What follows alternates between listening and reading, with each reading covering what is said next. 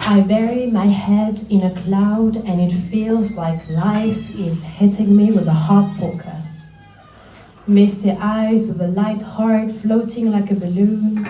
I see the roofs of houses illuminated by the contagious energy of those who laugh and let the happiness fly high, fly away.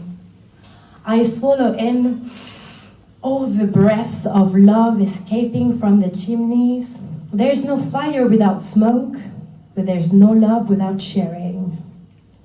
Those dots denoting in the landscapes, mapping the direction for the abandoned wanderers, those looking for home in a no man's land.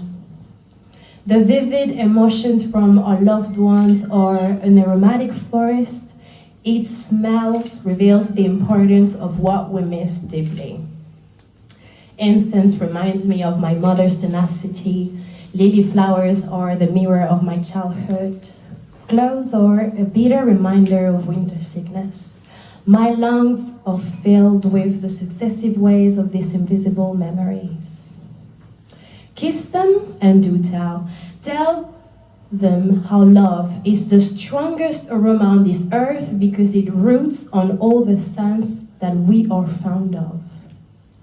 Kiss them and do tell. Tell this person who traps you into their arm more firmly than a vice could or metal. Tell them this is how love takes its unique form of immortality.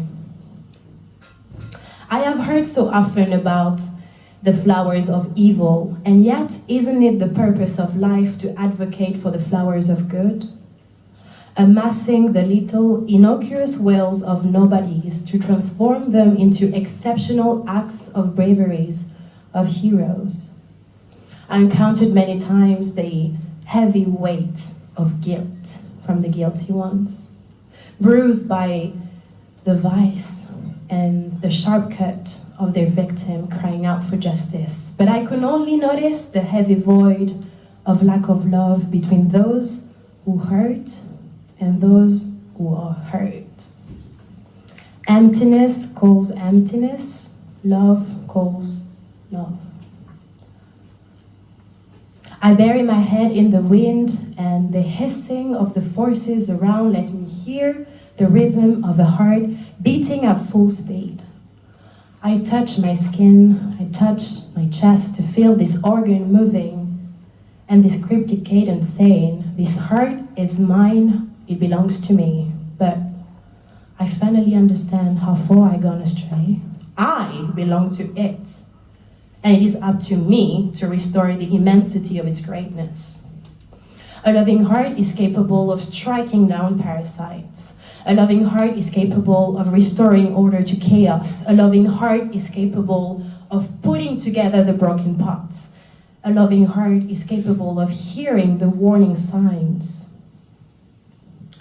I stare at the sky and I see that the sun needs to retire.